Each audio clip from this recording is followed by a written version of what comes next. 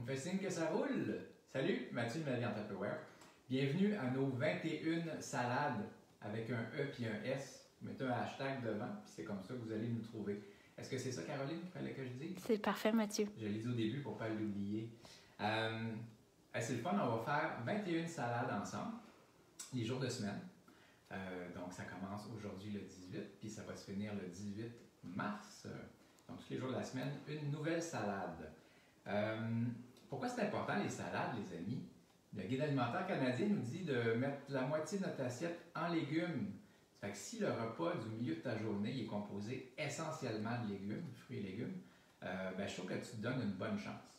Puis, on a tous tendance, je m'inclus là-dedans, on a tous tendance à surestimer la quantité de fruits et de légumes qu'on mange. On pense tous qu'on est à peu près correct. Mais si vous le calculez vraiment, là, il y a des bonnes chances qu'on n'y soit pas tout à fait. Puis est-ce que des patates, des petits pois et des carottes, ça compte? Ça compte, mais c'est plate, s'il vous plaît. Fait que une belle salade colorée avec de la variété, c'est ça qui va mettre un petit peu de wow dans votre assiette, qui va vous donner le goût de le manger, que ça va être bon, que vous allez avoir le goût d'en faire une autre le lendemain différente.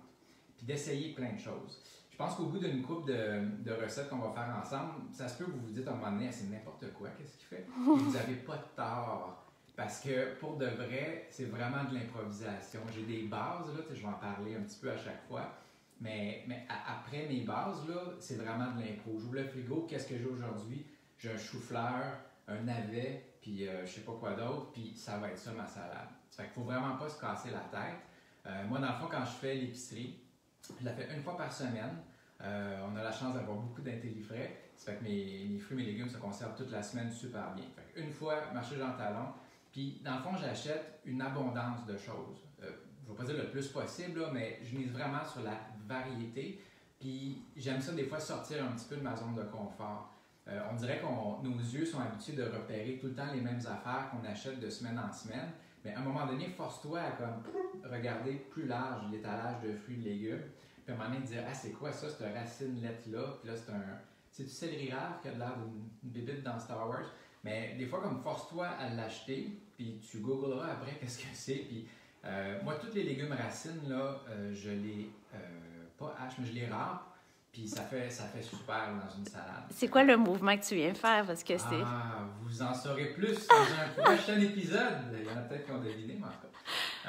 Attends, mais j'aimerais ça préciser. Je ne serai pas toujours là pour préciser, mais tu as dit le marché... Tu as dit marché Jean Talon une fois par semaine, mais ça vient compléter le panier de légumes qu'on a. L'hiver, c'est une fois aux 2 semaines, puis l'été, à chaque semaine. Puis je pense que c'est là que peut-être tu as pris l'inspiration de être game de cuisiner ce qui se trouvera dans le panier, parce que c'est des surprises, incluant beaucoup de racines, comme on est né au Québec ici. Là. Effectivement, on ne sait pas d'avance qu'est-ce qu'il va y avoir dans notre panier, fait que d'où un peu l'habitude et le confort d'improviser un peu à chaque semaine en fonction de ce qu'il y a dans le panier.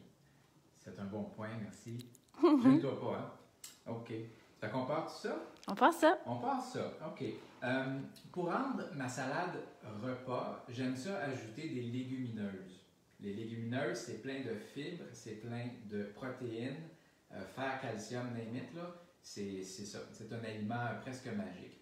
Puis d'ailleurs, il n'y a pas vraiment d'aliment magique. Ce qui fait la magie de l'alimentation, c'est de combiner le plus possible de diversité, le plus de couleurs possible. C'est ça qui fait que tu peux avoir une super bonne alimentation. Fait qu'il ne faut pas nécessairement sticker sur un aliment, juste les bleuets. Oui, c'est bon des bleuets, mais ce qui est vraiment bon, c'est d'avoir une variété la plus grande possible de fruits et de légumes. Parce qu'ultimement, c'est plein de fibres, c'est plein de vitamines. Il y a tout ce qu'on a besoin dans ça. Alors, je mets des légumineuses à chaque jour dans mes salades. J'essaie de varier, c'est jamais la même. En fait, j'alterne j'en ai comme 5-6 dans le garde-manger. Puis à chaque jour, ça va être une différente. Aujourd'hui, ça va être des haricots noirs. J'avais-tu dit que ça durait 5 minutes, cette affaire-là? C'est parfait. Des haricots noirs, voilà, qui sont déjà cuits. Je les avais fait hier, en tout cas au concours des circonstances. Là. Mais sinon, ce que je fais d'habitude le soir, je vais vous le montrer à la fin, qu'est-ce que je fais d'habitude le soir pour mes légumineuses. Okay? Mais là, magie, mes haricots noirs sont cuits. j'ai des épinards dans ma salade aujourd'hui. Pourquoi j'ai des épinards? Parce que hier, j'ai fait le marché, puis il était 20% de rabais, mes beaux épinards biologiques, mais il fallait comme je les utilise aujourd'hui. Fait que c'est ça une salade des fois aussi, c'est qu'est-ce qu'il y a en rabais, qu'est-ce qui me tombe sous la main, puis on part de là pour faire notre salade. Puis je trouvais que épinards, haricots noirs, puis si j'ajoutais des tomates, avocats, du maïs, de la coriandre, on s'en allait vers quelque chose d'un petit peu mexicain. Donc, j'ai spiné, j'ai essoré mes épinards. Bien fait. C'est bien fait, oui. Ouais. J'aime ça utiliser des gros bols pour mes salades parce que quand je mélange après, j'ai pas peur d'en mettre partout. Ouais. Alors là, tu as pris un bol grand-mère régulier. Un bol grand-mère? Régulier. Régulier, voilà. Alors, mes épinards, haricots noirs, il y en a beaucoup. Je vais peut-être utiliser la moitié. Là, on est 3 aujourd'hui pour le dîner. Fait qu'on y va à l'œil. Il m'en reste, ça se perdra pas. J'ai mes belles tomates cerises.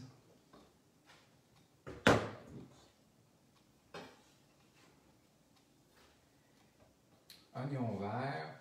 Ça revient dans pas mal toutes mes salades. Il y a tout le temps des oignons verts. Oh, avocat. Fait qu'on ne gêne pas d'improviser, de mettre, on aurait pu mettre une carotte râpée dedans ou quoi que ce soit. La beauté, c'est que c'est moi qui tiens le couteau, fait que c'est moi qui décide. Il n'y en a pas un qui va m'astiner. Franchement.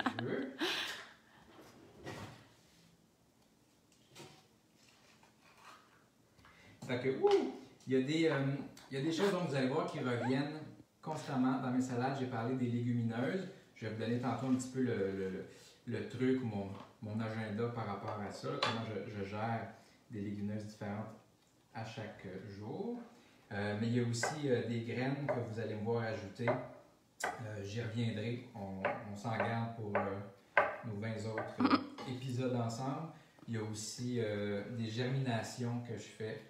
J'y reviendrai également. Elles sont ici.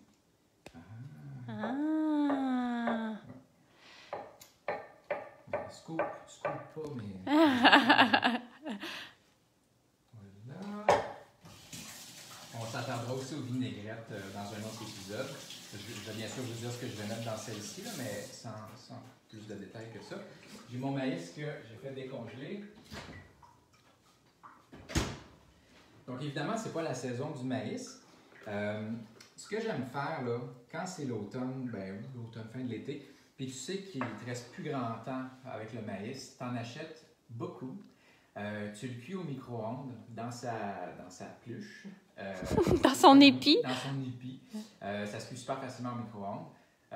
Tu laisses refroidir, puis tu le coupes en morceaux. Tu mets ça dans tes gardes de gel, puis tu en as pour un bout de temps. Mais là, j'avoue que lui, c'est pas celui que j'ai préparé moi-même. On en a plus, on a passé au travers. Mais c'est pas grave, c'est le fun des fois pour la couleur, puis varier les vitamines, de se ressortir un petit maïs, même s'il est congelé. Graines de tournesol. Fait que je reviendrai plus tard sur les graines, mais il y en a tout le temps dans mes salades. Source de protéines, de fer, c'est formidable. Et là, on va faire la vinaigrette. Bon, là, quand Caro m'a parlé de ça, elle m'a dit, là, il va falloir que tu mettes des quantités, là. Parce que moi, une vinaigrette, comment je fais ça, là? Genre, je fais couler l'huile, là, je check la salade, je check l'huile, je check la salade, je check l'huile, puis j'y vais de même, tu sais, pour savoir quand arrêter de verser. Okay. Je vais en fonction du volume de salade que j'ai. On appelle ça 2-3 cuillerées à table. Il faudrait qu'on pourrait l'écrire dans la recette. Bien sûr. Donc, je vais créer un article sur le blog mavieentupperware.com et on aura un peu plus de détails par rapport aux ingrédients et aux quantités. Évidemment, cet article sera bonifié au fil des journées, là.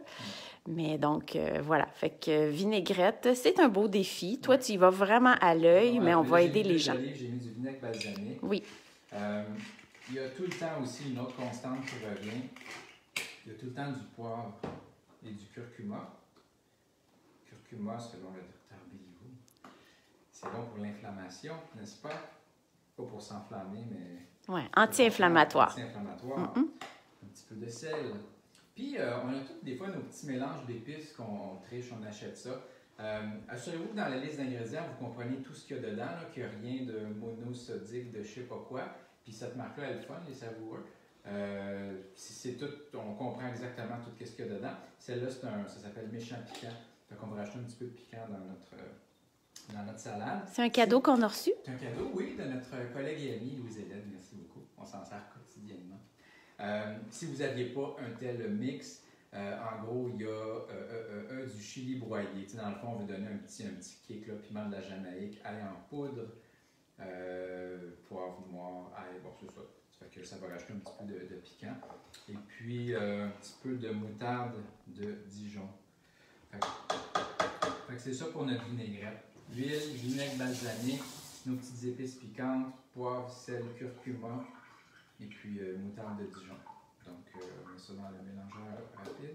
Non, Oui, c'est ça. Oui, c'est comme ça que ça s'appelle. Oui. C'est un vieux modèle. C'est pas grave, c'est aussi bon.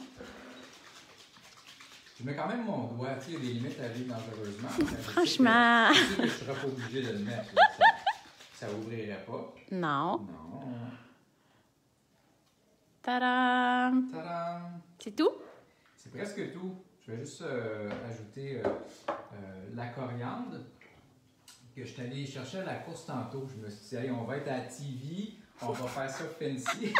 Je trouvais que ça manquait de coriandre, cette recette-là.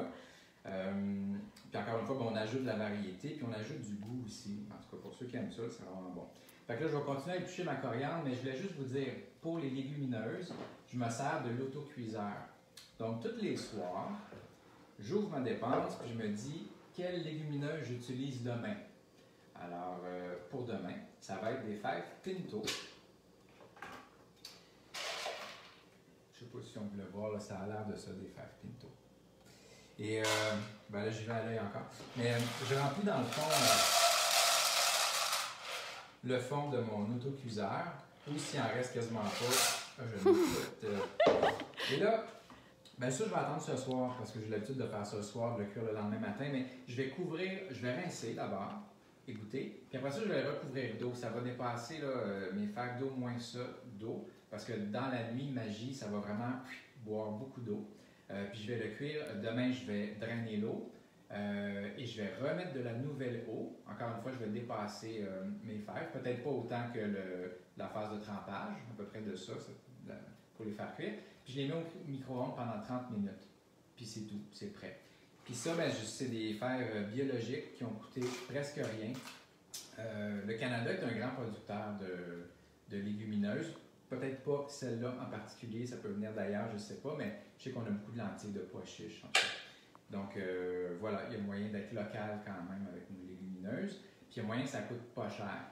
Puis ce plat-là, je l'amène au magasin, puis ils me le remplissent de fèves. C'est pour ça d'ailleurs que la madame était tannée de peser mon pot, fait qu'elle a écrit, j'ai donné la permission au Sharpie, le poids du pot. Ça fait qu'elle n'a pas besoin de peser le pot à chaque fois. C'est un ancien modèle de modulaire, mais ça correspond à un Oval 2. Et puis, en passant, les Sharpies, là, ça s'efface avec une gomme à effacer. Bon. Comme ça, on n'est pas stressé. Ben non. Fait que c'est ça. Fait que demain, dans notre salade, il va y avoir des fèves pinto. Wouhou! Yeah! C'est le scoop. Alors, je continue d'éplucher ma coriandre tranquillement. Et je vous souhaite une bonne journée.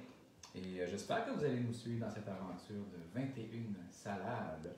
Pas pour nécessairement faire la recette telle quelle, copier-coller, mais juste pour vous inspirer de dire « Aïe, ça a vraiment l'air facile. Le clown, il fait ça en 10 minutes.